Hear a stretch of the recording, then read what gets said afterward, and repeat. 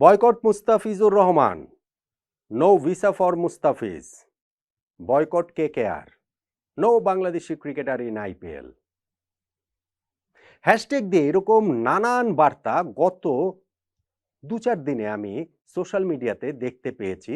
প্রসঙ্গ যখন Mustafiz, KKR, IPL, obviously sports নিয়ে কন্টেন্ট হয়, আলোচনা হয়, এরকম জায়গাগুলোতেই তার দেখা গেছে প্রবলভাবে। আমাদের নট আউট ওমান প্ল্যাটফর্মেরও বিভিন্ন ভিডিওতে কমেন্ট সেকশনে আমি এরকম কমেন্টস করতে দেখেছি, যেগুলোর মূল সুর একটাই। এইবারের আইপিএলের মিনি অকশনে মুস্তাফিজকে যে কিনে নিয়েছে কলকাতা নাইট রাইডার্স, মুস্তাফিজ যেন সেই কেকেআরের হয়ে আইপিএল খেলতে না পারেন, তাকে যেন খেলতে না দেওয়া হয়, এরকম একটা ক্যাম্পেইনই আসলে চলছে। ঠিক আসলে যৌক্তিক? কোনোভাবেই কি যৌক্তিক? বাংলাদেশ ভারত প্রতিবেশী দুইটি দেশের মধ্যে সম্পর্কের টানাপোড়েন চলছে রাষ্ট্রীয় পর্যায়ে বেশ অনেক দিন ধরেই। সেটা রাজনৈতিক কারণে, কখনো কখনো সেইখানটাতে ধর্মীয় কারণটাও যোগ হয়ে যায়। আর সাম্প্রতিক সময়ে ওই টানাপোড়েনের মাত্রা এত প্রবল যে সেইটা আগুনের আঁচটা আসলে এখন ক্রিকেটের গায়েও এসে লাগছে, মুস্তাফিজের গায়ে লাগছে, কেকেআরের গায়ে লাগছে, আইপিএল এর গায়েও লাগছে। কিন্তু এই স্পোর্টস, এই যে খেলাধুলা, এই যে একজন মুস্তাফিজকে কেকেআর নিয়েছে, এই পর্যায় পর্যন্ত চলে আসাটা কি কোনোভাবেই সমর্থনযোগ্য?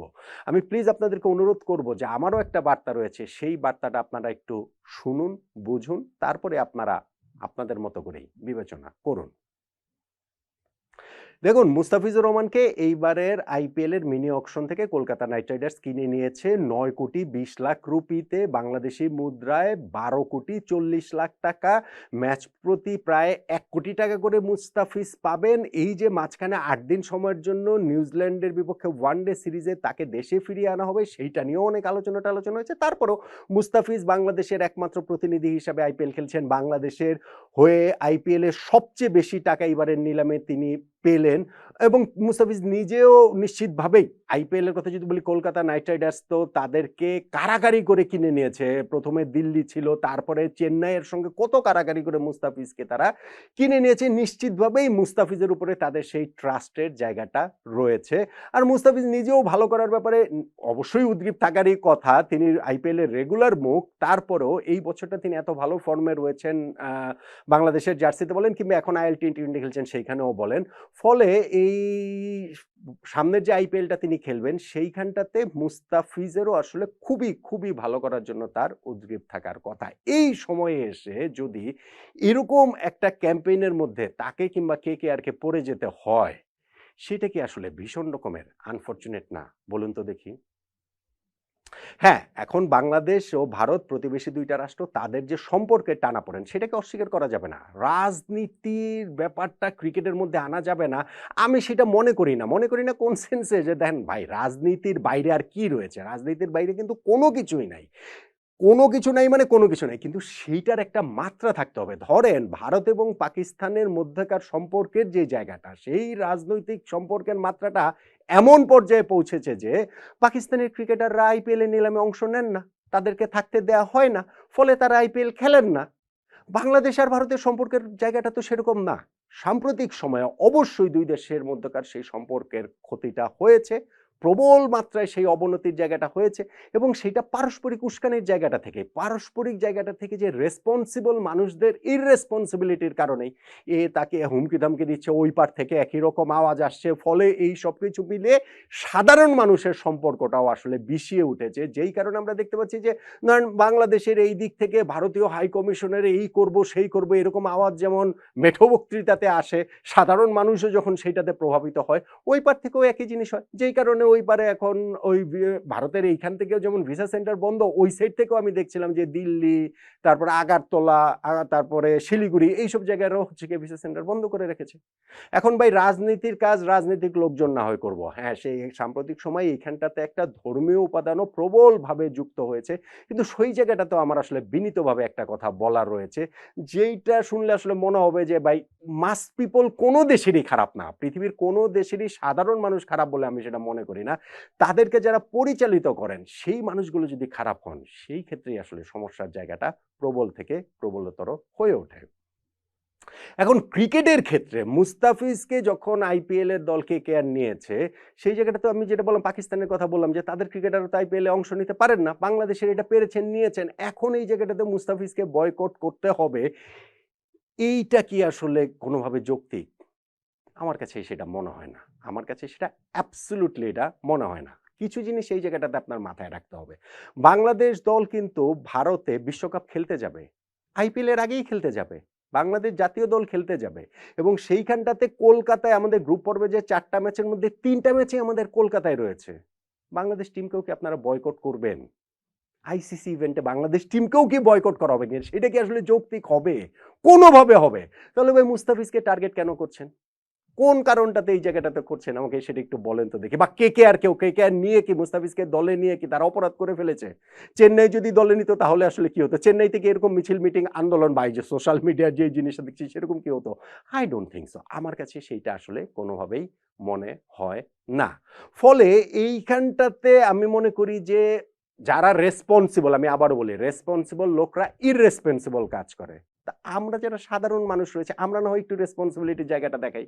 আমরা না হয় পারস্পরিক একটু সহিষ্ণুতার জায়গাটা দেখাই। আমাদের সাধারণ মানুষের মধ্যে না হয় সেই সৌহার্দ্যের জায়গাটা আসলে একটুখানি দেখাই। অবশ্যই কোনো একটা ইস্যু নিয়ে আপনি রাজনৈতিক কারণে হোক, রাষ্ট্রীয় কারণে হোক, ধর্মীয় কারণে হোক, আপনার অনুভূতি আঘাতপ্রাপ্ত হতে পারে। কিন্তু সেইটাকে ডিল করা কি উপায় এইটা যে মুস্তাফিজকে কেকেআরে খেলতে দেয়া হবে না, তাকে যেন খেলতে না দেওয়া হয়? আমার কাছে এইটা আসলে কোনোভাবেই এটা যৌক্তিক বলে মনে হয় না। আমি তাই আসলে অনুরোধ করব, যেগুলো হয়েছে সেটা প্রত্যেকের, মানে বাংলাদেশের এই অংশের যেমন ঠিক তেমনি ভারতের অংশেরও সাধারণ মানুষদের অনুভূতির প্রতি আমার শ্রদ্ধা রয়েছে। অবশ্যই তারা তাদের অনুভূতির জায়গাটা জানাতেই পারেন। কিন্তু ক্রিকেট মাঠে এইটা নিয়ে আসলে সেইটার আগুনটা এত সর্বব্যাপী এবং এত সর্বগ্রাসী হবে, শেষ পর্যন্ত সেই আগুনের আঁচ থেকে আমরা কেউ রক্ষা পাবো না।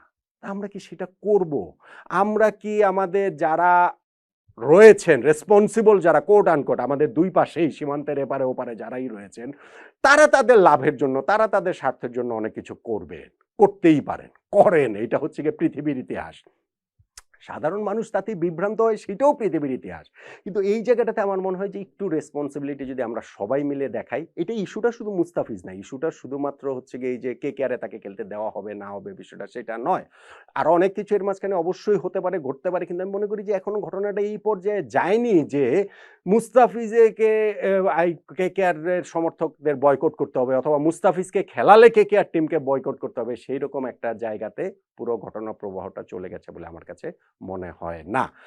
আমার তাই মনে হয় যে আমাদের প্রত্যেকেরই যদি আমরা একটু ধৈর্য ধরি, একটু সহনশীল হই, একটু সহিষ্ণু হই, একটু আমরা পারস্পরিক সৌহার্দ্যের জায়গাটা থেকে দেখি, সেই ক্ষেত্রে আমাদের এইখানটা থেকে হচ্ছে গিয়ে শেষ পর্যন্ত গিয়ে ওই সবার যে সদিচ্ছাটুকু যদি থাকে, তাহলেই আসলে ভালো কিছু হবে। তা যদি না হয় তাহলে শেষ পর্যন্ত গিয়ে এই ঘৃণার চাষাবাস, এই ঘৃণার চাষাবাদ, এই ঘৃণার চর্চা এই করে শেষ পর্যন্ত গিয়ে আমরা আসলে কোথাও যাব না। ফলে আমি মনে করি মুস্তাফিজকে যে কলকাতা নাইট রাইডার্স নিয়েছে, আমি এখনো এটা বিশ্বাস করতে চাই যে অবশ্যই কেকেআর ফ্যানরা তাকে স্বাগত জানাবে, অবশ্যই তার কাছ থেকে বিগ পারফরম্যান্স আশা করবে।